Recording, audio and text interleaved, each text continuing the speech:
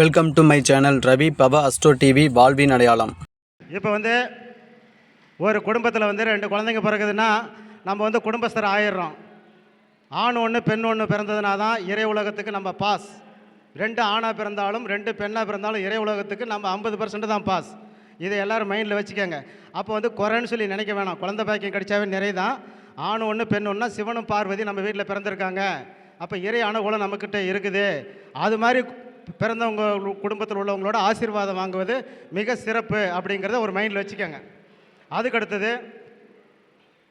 இந்த திருமணம் சம்மந்தப்பட்டதில் நிறைய விஷயங்கள் இருக்குது. எப்படி திருமணம் செய்யணும் அப்படிங்கிறது சொல்கிறாங்க. அப்பாவும் அம்மாவும் நமக்கு கல்யாணம் பண்ணி வைக்கிறாங்க. இப்போ என் பையனுக்கு கல்யாணம் நடந்தது. எவ்வளோ சிரமங்கள் பட்டேன்னு எனக்கு தெரியும். ஒவ்வொருத்தரும் எப்படி சிரமப்பட்டுருக்காங்கன்னு தெரியும். அவ்வளோக்குன்னு சிரமப்பட்டு அவன் கல்யாணத்தை பண்ணி வச்சாங்கன்னா அவங்க 2 பேரும் சேர்ந்து ஒற்றுமையாக வாழாத விட்டுட்டு ஜோதிடர்கள் மேலேயும் மற்றவங்க மேலேயும் குறை சொல்கிறதுல எந்த இது அர்த்தமும் கிடையாது. காரணம் என்னென்னா, பொண்ணுக்கு 5 அறிவு இருந்து ஆணுக்கு 6 அறிவாக இருந்ததுன்னா ஆண் 5 அறிவுக்கு வந்துட்டால் அந்த குடும்பம் ஓகே பாஸ் ஆகிக்கும். பொண்ணுக்கு 6 அறிவு இருந்து ஆணுக்கு 5 அறிவு இருந்தால் இந்த பொண்ணு 5 அறிவுக்கு போயிட்டுன்னா அது பாஸ் ஆகிக்கும். இது மாதிரி விட்டு கொடுத்து வாழ்ந்தால் தான் வாழ்க்கை. விட்டு கொடுக்காமல் இருந்தோம்னா அவங்களுக்கு வாழ்க்கை சிரிப்பிக்காதுங்கிறத நம்ம எடுத்துக்கணும். சரிங்களா? இப்போ ஒரு ஜாதகம் நான் சொல்கிறேன். அதாவது லக்கணம் கும்ப லக்கணம், 7ஆம் பாவகாதிபதி சூரியன் துலாத்தில் இருக்கிறாரு.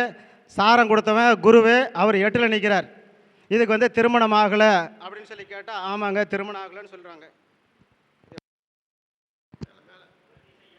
ஹலோ, திருமணம் ஆகலை அப்படின்னு சொல்லி சொன்னாங்க.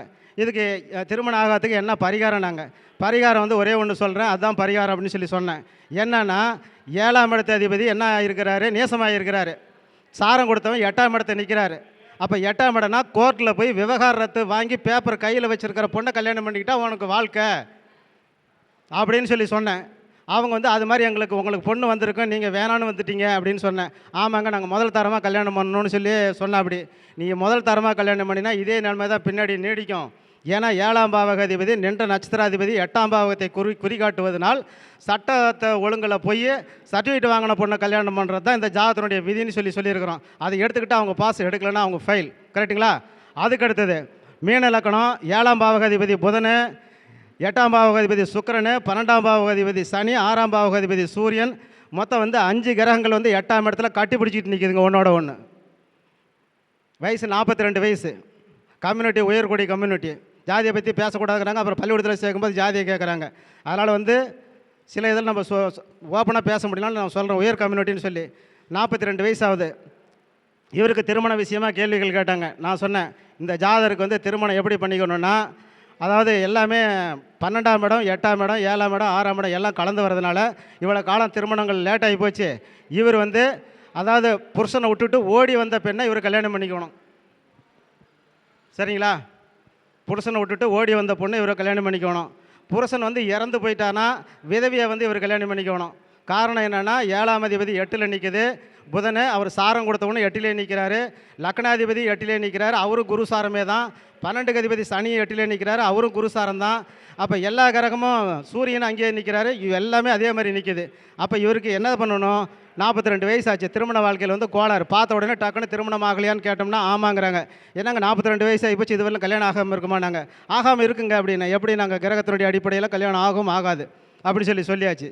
சொன்ன உடனே அப்புறம் இதுக்கு என்ன தீர்வு அப்படின்னாங்க. இது மாதிரி டைவர்ஸ் ஆன பொண்ணு, விதவியான பொண்ணு உங்களை கேட்டிருப்பாங்க. நாங்கள் வாயை திறந்தாங்க, நான் மூடுன்னு சொல்லிட்டு வந்துட்டேன் அப்படின்னாரு. இப்போ வாயை அவங்கள திறக்க சொல்லுங்கள். திறந்து இப்போ பேச்சுவார்த்தை நடத்தி கல்யாணம் பண்ணி வைங்க. இப்படிலாம் ஒரு கல்யாணம் பண்ணி வைக்காமல் இருந்தால் அவங்க அப்பனுக்கும் அம்மாவுக்கும் அதுவும் தோஷம்தான். யாரெல்லாம் 36 வயசுக்குள்ளார அப்பா அம்மா பிள்ளைங்களுக்கு கல்யாணம் பண்ணி வைக்கலையோ அந்த தோஷம் தாய் தந்திரங்களையும் பாதிக்கும். பெற்ற பிள்ளைங்க 28 வயசுக்கு மேலே 32 வயசுக்குள்ளார ஆசாபாசங்களை அடக்கி வச்சுட்டு இருக்கும்போது தாய் தந்திரங்கள் மட்டும் சுகத்தை அனுபவிச்சுட்டு இருந்ததுன்னா எந்த வகையில் அது நியாயம்?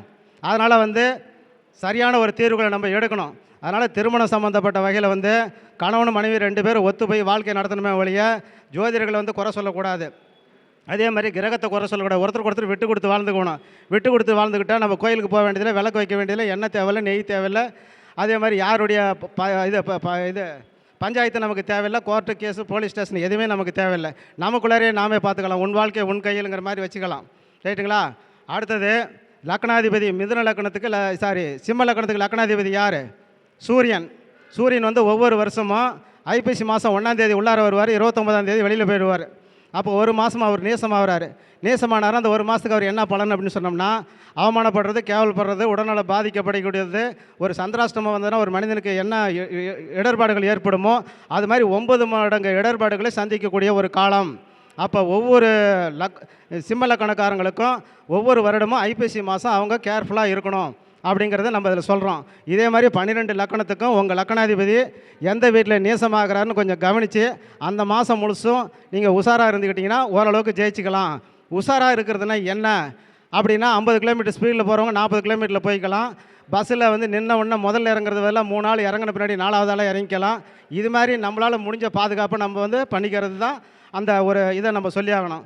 ஜோதிடம்னா என்னென்னா, ஜோதிட பலன்கள் சொல்கிறோம். ஆற்றுல தண்ணி போகுது, குறுகலான இடத்துல வந்து ஒரு ஆள் தண்ணி போகுது, கொஞ்சம் அகலமாக போகிற இடத்துல கழுத்து முடி தண்ணி போகுது, அப்புறம் மேலே பார்த்தீங்கன்னா இடுப்பு முடி தண்ணி போகுது, அதுக்கு பின்னாடி முழங்கால் தண்ணி போகுது. முழங்கால் தண்ணி போகக்கூடிய இடத்துல ஆறு வந்து அகலமாக இருக்கும்.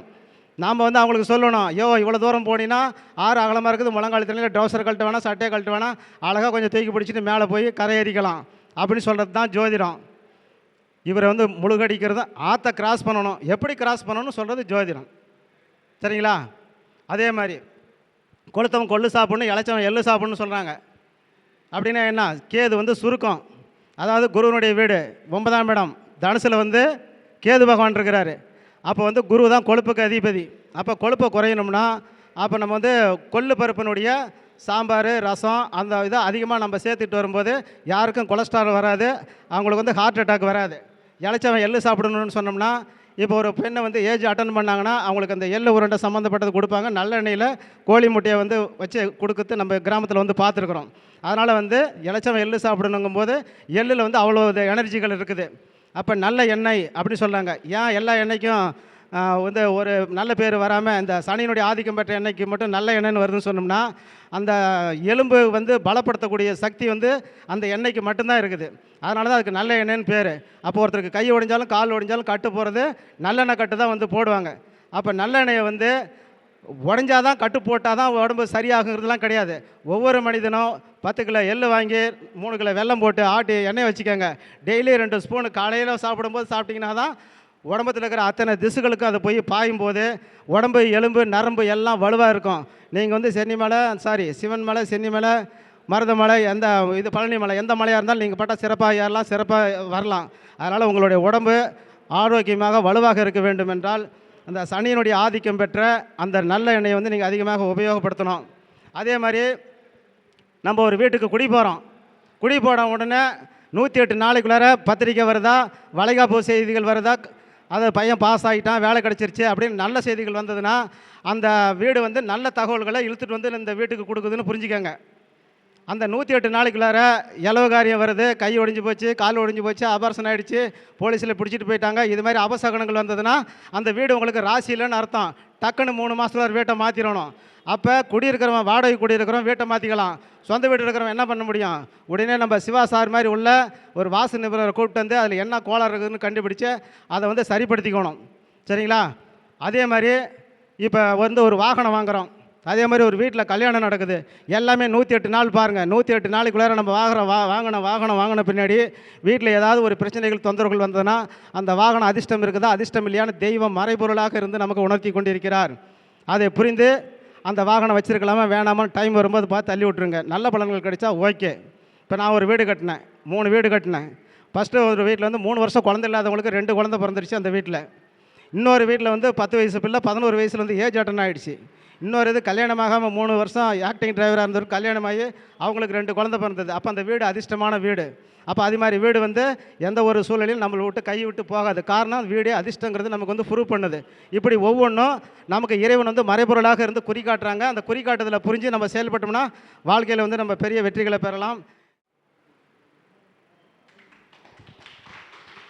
பள்ளிப்பாளையம் சந்திரசேகர் ஐயா சூரிய சுந்தரராஜ் ஐயாவுக்கு பொன்னாடை போத்துவார்.